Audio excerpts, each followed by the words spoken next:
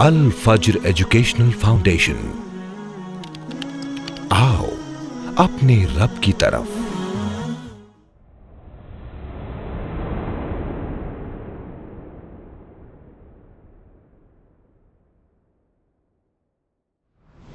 جیسے آپ نماز پڑھتے ہیں یہ عبادت ہے، روزہ رکھتے ہیں یہ عبادت ہے، زکوٰۃ دیتے ہیں عبادت ہے، حج کرتے ہیں عبادت ہے، ویسے ہی دعا مانگنا بھی عبادت ہے۔ ہمارے کلیجے، ہمارے دل تو ایسے سخت ہو گئے کہ کئی لوگوں کو دعائیں مانگے ہوئے سال بھر گزر جاتا ہے۔ رمضان میں دعا کرتے ہیں، پھر اگلے رمضان میں دعا یاد آتی ہے۔ دعا کی اہمیت اور فضیلت میں ایک چیز یہ بھی داخل ہے کہ بندہ اگر دعا کر رہا ہے اس کا مطلب وہ مومن ہے۔ ہر چیز کا ایک ادب ہوتا ہے، ویسے دعا کا بھی ادب ہوتا ہے۔ دعا کا سب سے پہلا ادب ہے خشوع اور خضوع، خالص اللہ سے دعا مانگنا۔ دین بنانے والے مولویوں نے، اس کے اندر موڈیفیکیشن کرنے والے علماء نے ہمیں بتایا کہ اللہ ڈائریکٹ نہیں سنتا ہے، اور اللہ قرآن میں کہہ رہا ہے کہ میں قریب ہوں، میں قریب ہوں، میں قریب ہوں۔ اتنی جرات، اتنی گنہگاری کرنے والا ابلیس اللہ سے ڈائریکٹ دعا مانگ رہا ہے، اللہ مجھے مہلت دے۔ اب بتائیے اس سے بڑے گنہگار ہے کیا ہم اللہ کو ڈائریکٹ نہیں پکار سکتے؟ دنیا میں انسانوں سے مانگو تو وہ ناراض ہوتے ہیں، اور ہمارا رب نہ مانگنے سے ناراض ہوتا ہے۔ ان الحمد للہ نحمده ونستعینه ونستغفره ونؤمن به ونتوکل علیہ ونعوذ باللہ من شرور انفسنا ومن سیئات اعمالنا من يهده الله فلا مضل له ومن يضلله فلا هادي له واشهد ان لا اله الا الله واشهد ان محمدا عبده ورسوله اما بعد فقد قال الله تعالى في كلامه المجيد والفرقان الحميد فاعوذ بالله من الشيطان الرجيم بسم الله الرحمن الرحيم واذا سالك عبادي عني فاني قريب اجيب دعوة الداعي اذا دعان فليستجيبوا لي وليؤمنوا بي لعلهم يرشدون۔ تمامی تعریف اس اللہ رب العالمین کے لیے جو یک و تنہا اس کائنات کا خالق و مالک ہے۔ ان گنت بے شمار درود و سلام سب سے آخری نبی احمد مجتبی محمد مصطفیٰ صلی اللہ علیہ وسلم کی ذات گرامی پر اللہم صلی علی محمد وعلی آل محمد کما صلیت علی ابراہیم وعلی آل ابراہیم انکا حمید مجید اللہم بارک علی محمد وعلی آل محمد کما بارکت علی ابراہیم وعلی آل ابراہیم انکا حمید مجید رب اشرح لی صدری ویسر لی امری واحلل عقدۃ من لسانی یفقہوا قولی ربی زدنی علما ربی زدنی علما ربی زدنی علما۔ آج کے اس خطبہ جمعہ میں عنوان جو آپ کے سامنے رکھنا چاہتا ہوں وہ ہے دعا۔ جتنا وقت مجھے اجازت دے گا زیادہ سے زیادہ پوائنٹس میں آپ کے سامنے رکھنے کی کوشش کروں گا، اور چونکہ جمعہ میں وقت مختصر ہوتا ہے اس لیے میں کوشش کروں گا کہ بات پوائنٹس کے ذریعے ہو تاکہ باتیں آپ کے ذہن میں رہ جائیں۔ سب سے پہلا پوائنٹ دعا کے عنوان پر ہوتا ہے کہ دعا کی اہمیت کیا ہے، دعا کی فضیلت کیا ہے، کیوں ایک بندہ دعا کرے، کیوں ہمیں دعا کرنا چاہیے۔ آج آپ دیکھ رہے ہیں حالات کتنے شدید ہے، تعصب کا ماحول ہے، کاروبار کی تنگی ہے، کسی پر قرض ہے، کہیں بیماریاں ہیں۔ ان الگ الگ معاملات میں بندے کو دعائیں مانگنا چاہیے، دعائیں کرنا چاہیے۔ اللہ رب العالمین اس سے مسائل کو آسان کر دیتا ہے، اور اللہ تعالیٰ کو یہ عبادت بہت پسند بھی ہے۔ تو سب سے پہلا پوائنٹ کہ دعا کی اہمیت اور فضیلت کیا ہے۔ نمبر 1، دعا عبادت ہے۔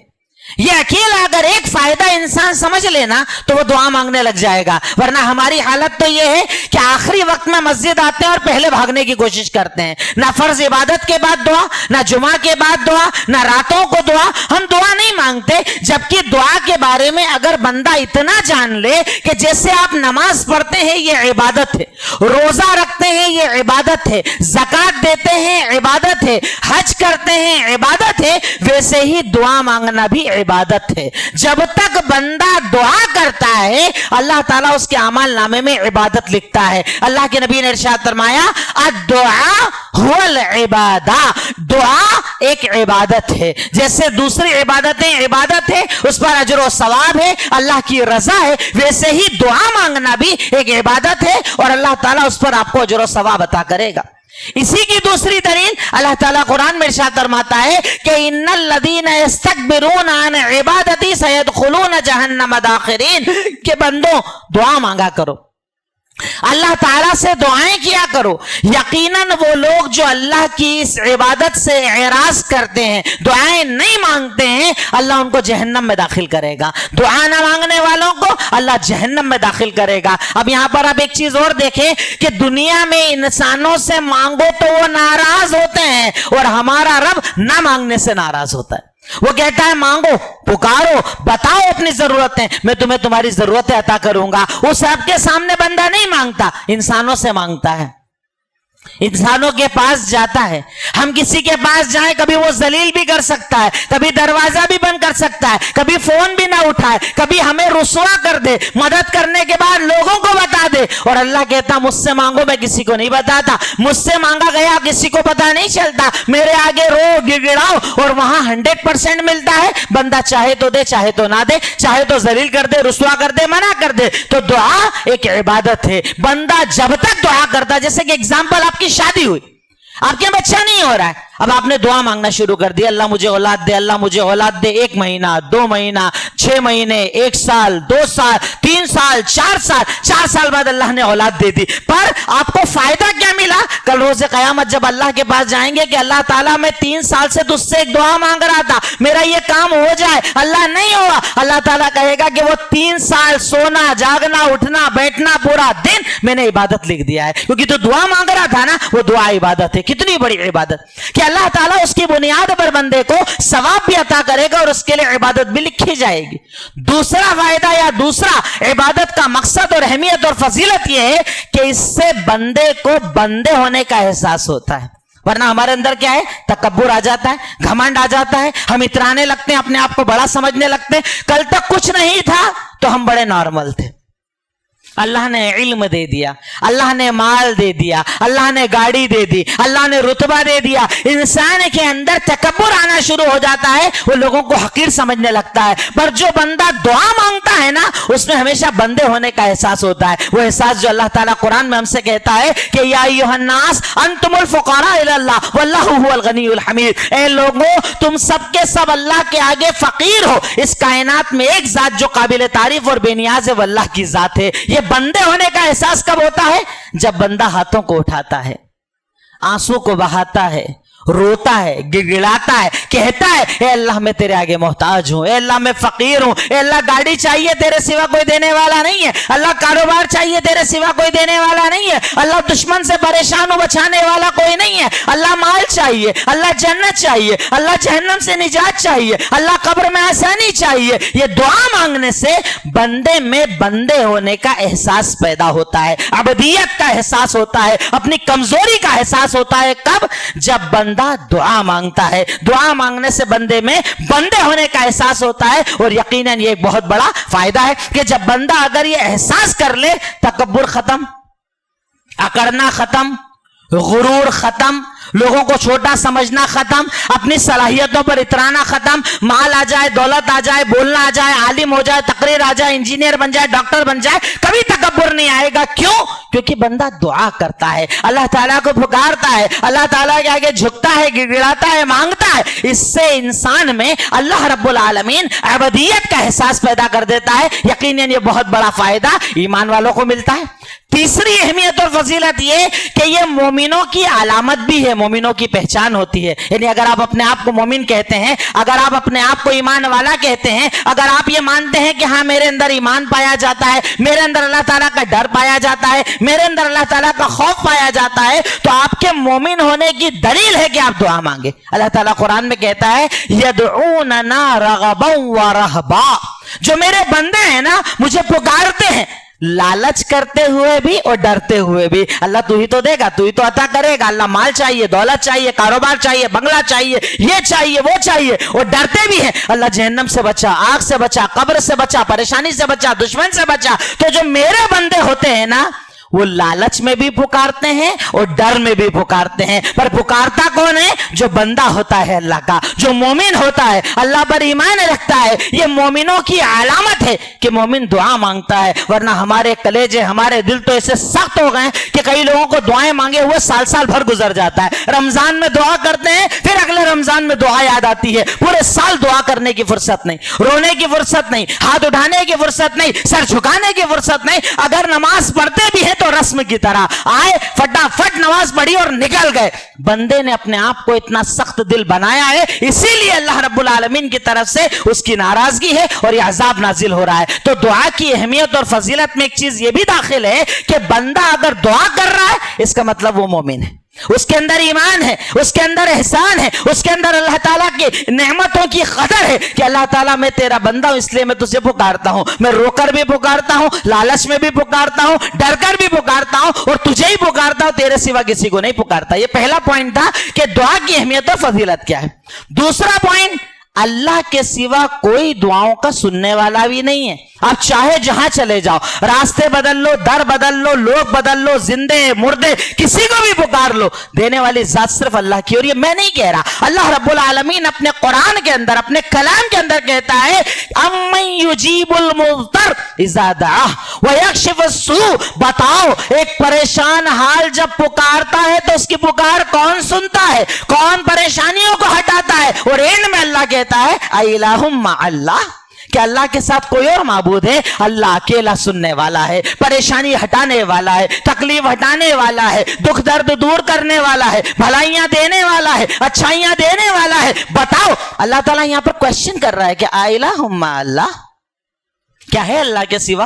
क्या है अल्लाह का साथी? क्या है अल्लाह के साथ कोई जो तुम्हारी दुआओं को सुनता है? यानी अल्लाह ताला ने यहां पर यह बात क्लियर कर दी कि अल्लाह के सिवा कोई दुआओं का सुनने वाला नहीं है। इसी पॉइंट की दूसरी दलील अल्लाह ताला कुरान के अंदर कहता है कि वइज़ा सअलका इबादी अन्नी फइन्नी करीब।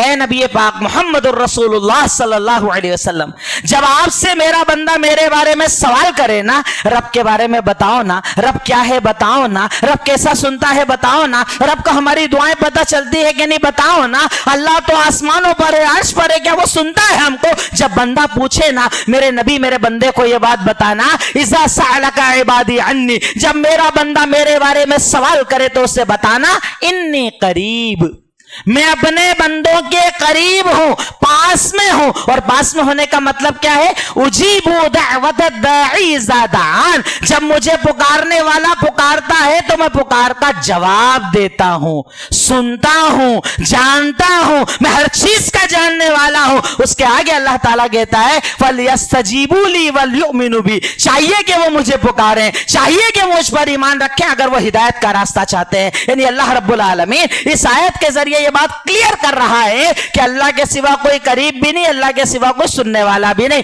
अब देखिए, आप हमारे यहां दीन बनाने वाले मौलवियों ने, अपडेशन करने वाले, उसके अंदर मॉडिफिकेशन करने वाले उलमा ने हमें बताया कि अल्लाह डायरेक्ट नहीं सुनता है और अल्लाह कुरान में कह रहा है कि मैं करीब हूं, मैं करीब हूं, मैं करीब हूं।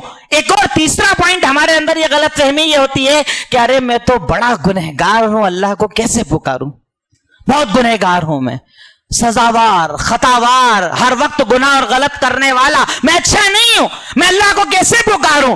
अल्लाह रब्बुल आलमीन गुनहगारों की ज्यादा सुनता है। अल्लाह ताला कुरान के अंदर कहता है, ये मेरे वो बंदो जिन्होंने अपने नफ्सों पर जुल्म कर रहा है, ला तक़नुतू मिन रहमतिल्लाह इन्नल्लाह यग़फिरु ज़ुनूब जमीआ। अल्लाह ताला कहता है कि जब मेरा बंदा मेरे बारे में, अल्लाह रब्बुल आलमीन कहता है कि मेरे बंदो जिन्होंने अपने नफ्सों पर जुल्म कर लिया है, गुनाह कर लिया है, खताएं कर ली है, लग़ज़िशें कर ली हैं, हराम कर लिया है, कभी अल्लाह की रहमत से मायूस मत होना। जब तुम्हारे अंदर एहसास आ जाए ना, गुनाह का एहसास आ जाए ना, डर आ जाए ना, यकीन आ जाए ना कि हाँ अल्लाह मैंने गलत किया, मैं खता करता हूं, ऐसा करता हूं, वैसा करता हूं, जब चाहोगे तब रिटर्न हो सकते हो, अल्लाह तुम्हारे को माफ करेगा इंशाअल्लाह, अल्लाह तुम्हारे गुनाहों लग़ज़िशों को माफ करेगा इंशाअल्लाह, तुम यकीन रखो। तो अगर आपको यह लगता है ना कि मैं तो बड़ा गुनहगार हूं, अब क्या नमाज पढ़ना, क्या दुआ करना, अल्लाह कहता है मैं गुनहगारों ही की सुनता हूं। दूसरा एग्जाम्पल अल्लाह रब्बुल आलमीन ने कुरान में दिया, क्या बताओ तुम अपने आप को इब्लीस से बड़ा गुनहगार समझते हो क्या? जो आज हमारे यहाँ रास्ते बदलने वाले हैं, शिरक करने वाले हैं, जरिए बनाने वाले हैं, इधर से मांग रहे हैं, उधर से मांग रहे हैं, उधर से मांग रहे हैं, और कहते हैं कि साहब इतने बड़े गुनहगार अल्लाह के सामने कैसे जाए, हम नेक लोगों के पास जाते ताकि वो अल्लाह तक बात पहुंचाए। अब आप बताओ, इस कायनात में क्या कोई कलमा पढ़ने वाला ऐसा है कि वो कहेगा मैं तो इब्लीस से बड़ा गुनहगार हूं? कोई नहीं बोलता ऐसा। इब्लीस, अल्लाह ने कहा उसजुदू ली आदम, आदम का सजदा करो, इबलीस ने क्या कहा, मैं सजदा नहीं करूंगा। कहा क्यों नहीं करेगा? कहा ना खैरुम मिन, मैं सुपीरियर हूं, मैं इससे बेहतर हूं, तूने मुझे आग से बनाया, इनको मिट्टी से बनाया, मैं सजदा नहीं करूंगा। डायरेक्टली अल्लाह की नाफरमानी कर रहा है, अल्लाह के सामने अल्लाह का हुक्म नहीं मान रहा। इतना बड़ा गुनहगार, इतना बड़ा खताकार, इतना सियाहकार, उसके बाद भी अल्लाह से दुआ डायरेक्ट मांग रहा है, रब्बिन्जिरनी इला यौमी युबअसून। अल्लाह ताला है ठीक है, मैंने गुनाह किया, नहीं सजदा किया, वो सब अपनी जगह, पर मैं तुझसे दुआ करता हूं मुझे कयामत तक की मोहलत दे दे, अभी अजाब मत दे, अभी खत्म मत कर मुझे, अभी रहने दे, मैं कयामत तक रहना चाहता हूं। और ये दुआ तो मांग रहा है, साथ में उसकी जुर्रत देखो, अल्लाह से क्या बोल रहा है, अल्लाह ताला से डायरेक्टली बोल रहा है। क्या बोल रहा है? अल्लाह मैं तेरे बंदों को बहकाऊंगा, दाएं से आऊंगा, बाएं से आऊंगा, साइड से आऊंगा, उधर से आऊंगा, जहां रास्ता मिलेगा वहां से तेरे बंदों को बहकाऊंगा। इतनी जुर्रत, इतनी गुनहगारी करने वाला इब्लीस अल्लाह से डायरेक्ट दुआ मांग रहा है, अल्लाह मुझे मोहलत दे। अब बताइए उससे बड़े गुनहगार है क्या हम अल्लाह को डायरेक्ट नहीं पुकार सकते? वो अल्लाह जो अपने बारे में कह रहा है मैं करीब हूं, अल्लाह ताला जो कुरान में दूसरी जगह कह रहा है कि हब्लुल वरीद, मैं तेरी शहरक से ज्यादा तेरे करीब हूं, उस अल्लाह को बोल रहे नहीं अल्लाह ताला। यानी मैं एग्जांपल अक्सर ये देता हूं, अल्लाह से तो किसी बंदे की मिसाल हो ही नहीं सकती, पर आपको आपके एरिया का सबसे बड़ा आदमी आकर ये कहे कि बोल तेरी परेशानी क्या है, मैं कहूं नहीं मैं तो पार्षद को बोलूंगा, वो आपको बोलेगा। अल्लाह कह रहा है डायरेक्ट मैं सुनने वाला हूं, और बंदा कह रहा नहीं अल्लाह मैं डायरेक्ट नहीं मांगूंगा, मैं तो इधर उधर से आऊंगा। और इधर उधर वालों के बारे में आपको पता है वो कितने नेक कितने बद है। अल्लाह कहता है अल्लाह को डायरेक्ट पुकारो, अल्लाह ताला सुनने वाला है। चौथा पॉइंट, दुआ के अदब का भी लिहाज रखो। हम लोग क्या करते हैं, दुआ तो करते हैं पर कई बार दुआ के अदब नहीं समझते कि दुआ मांगी कैसे जाती है।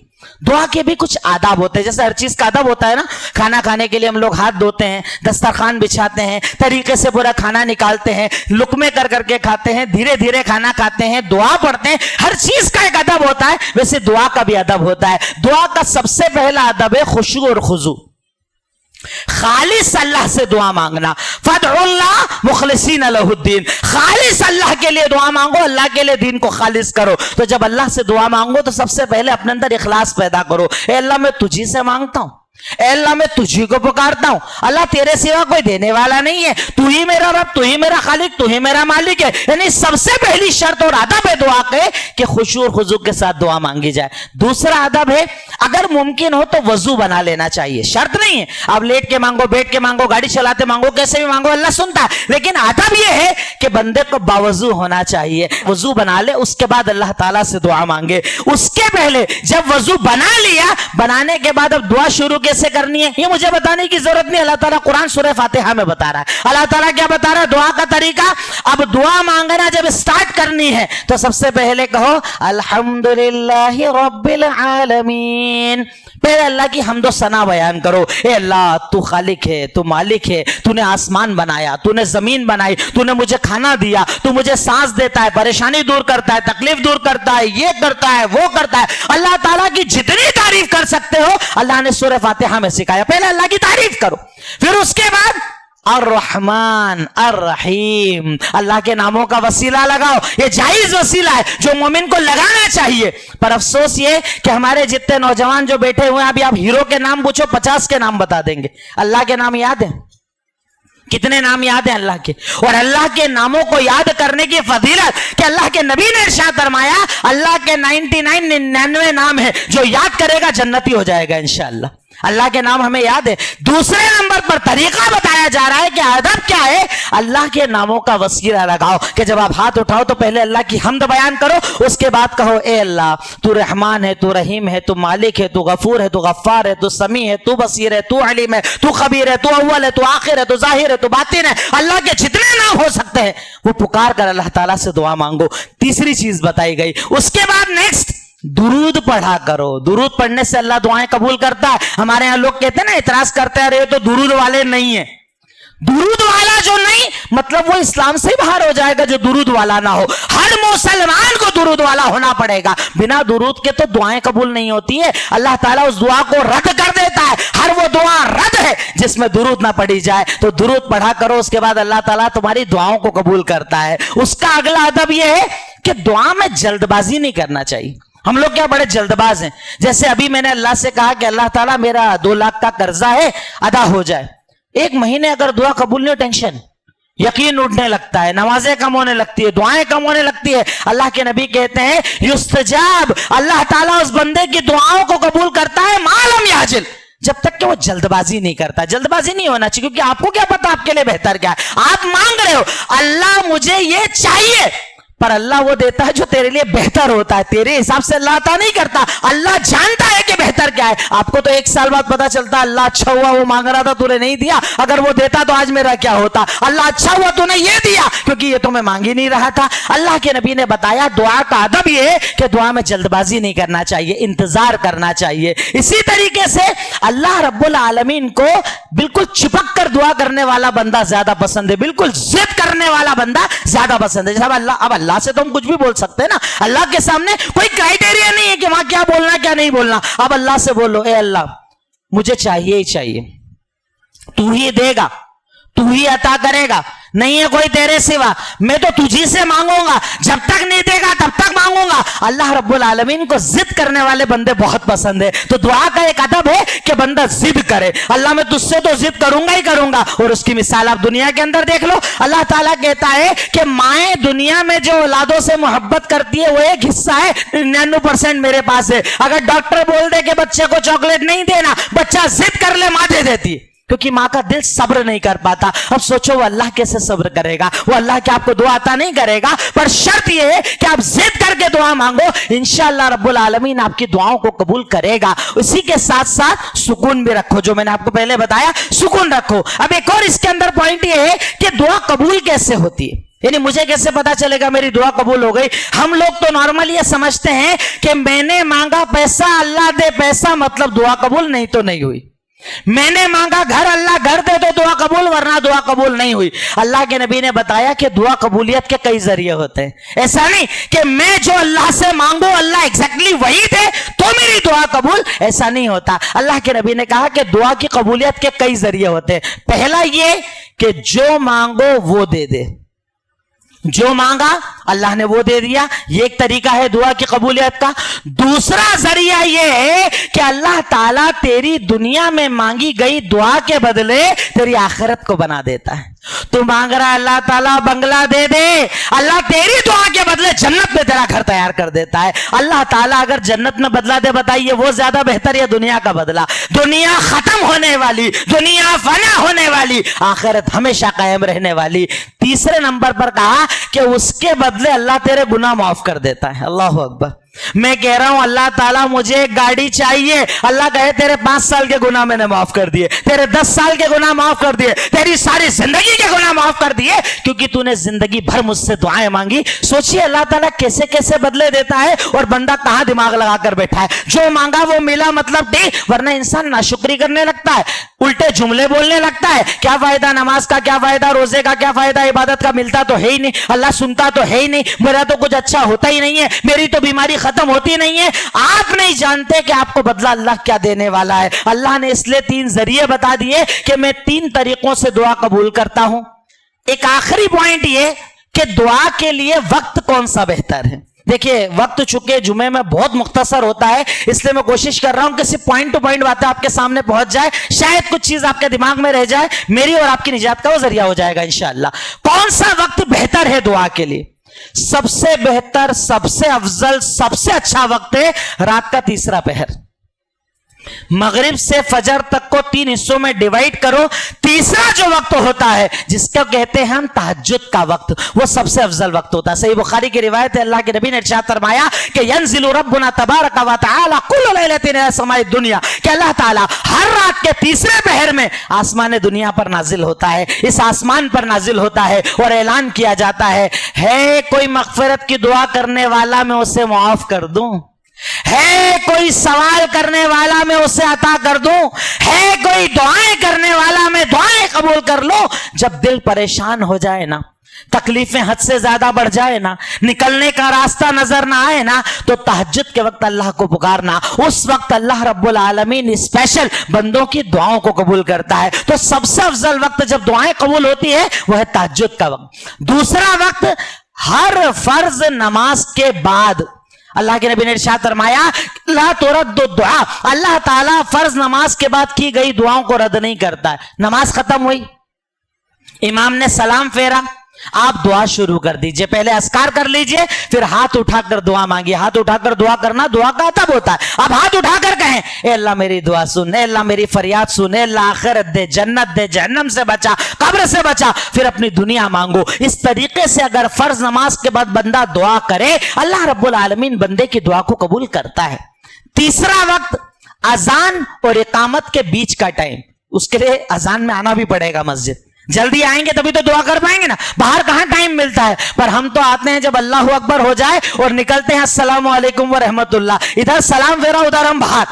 وقت نکالو. اذان اور اقامت کے بیچ جو وقت ہوتا ہے 15 منٹ 20 منٹ کا جو وقفہ ہوتا ہے, اس میں اگر بندہ دعا مانگ لے, اللہ تعالیٰ بندے کی دعا کو رد نہیں کرتا. اسی طریقے سے بارش ہوتے وقت کی دعا, عرفہ کے دن کی دعا, روزے کی حالت, جیسے اب رمضان آنے والا الحمدللہ, اللہ تعالیٰ ہم سب کو صحت اور تندرستی دے کہ ہم روزے بھی رکھ پائیں اور عبادتیں بھی کر پائیں انشاءاللہ. روزے کی حالت میں اگر بندہ دعا کرے, اللہ تعالیٰ بندے کی دعا کو رد نہیں کرتا. تو یہ کچھ اسپیشل ٹائم ہوتے ہیں جب بندے کو اختیار کرنا چاہیے کہ وہ اللہ تعالیٰ کو پکارے, اس سے دعائیں مانگے, اپنی جو بھی فریاد ہے, ضرورتیں ہیں, چاہتیں ہیں, التجائیں ہیں, اللہ کے سامنے رکھ دے. جو شکایت ہے وہ بھی اللہ کے سامنے رکھ دے, جو غم ہے وہ بھی اللہ کے سامنے رکھ دے, کیونکہ اللہ تعالیٰ کہتا ہے کہ میں تو علیم بذات الصدور, تیرے سینے کے راز کو جانتا ہوں, تیرے دل میں چھپے ہوئے کو جانتا ہوں, زبان سے بتائے تو جانتا ہوں, نہ بتائے تو جانتا ہوں, تیز بولے تو جانتا ہوں, دھیرے بولے تو جانتا ہوں. اس اللہ تعالیٰ کی عظمت کے احساس کو رکھتے ہوئے جب بندہ دعا کرتا ہے نا, اللہ تعالیٰ بندے کی دعا کو رد نہیں کرتا.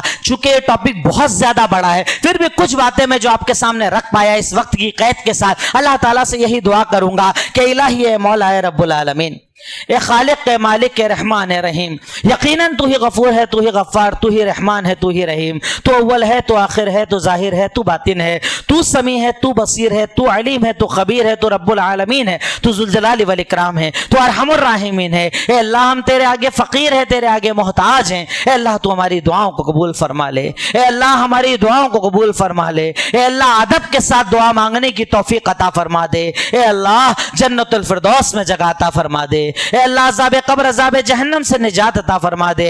اے اللہ جو پریشان ہیں ان کی پریشانیوں کو دور فرما دے. اے اللہ جو قرضوں میں ڈوبے ہیں قرض کی ادائیگی کی راہیں کھول دے. اے اللہ حلال کاروبار میں خوب برکتیں عطا فرما دے. اے اللہ حرام رزق سے بچا لے. اے اللہ حرام رزق سے بچا لے. اے اللہ حرام رزق سے بچا لے. اے اللہ ہمارے جو بھائی کافروں کی قید میں بے گناہ بھائی ہیں, اللہ تو ان کی رہائی کے راستے فرما دے. اے اللہ ان کے رہائی کے راستے فرما دے. اے اللہ ان کے بچوں کو صبر عطا فرما دے. اے اللہ ان کے گھر والوں کو صبر عطا فرما دے. اے اللہ جب تک زندہ ہیں ایمان کی زندگی عطا فرما. اے اللہ جب بھی خاتمہ ہو ایمان پر خاتمہ فرما. اے اللہ تیرے دین کو غالب کرنے کی ہمیں توفیق عطا فرما. اے اللہ تیرے دین کے لیے محنت کرنے کی توفیق عطا فرما. اے اللہ ہمیں اور ہماری نسلوں میں جو بزدلی آ گئی ہے اس کا خاتمہ کرنے کی توفیق عطا فرما. اے اللہ ہمیں اپنی نسلوں کو شجاع اور بہادر بنانے کی توفیق عطا فرما. اے اللہ ایمان والی زندگی اور ایمان والا خاتمہ نصیب فرما. وآخر الدعوانا ان الحمد للہ رب العالمین.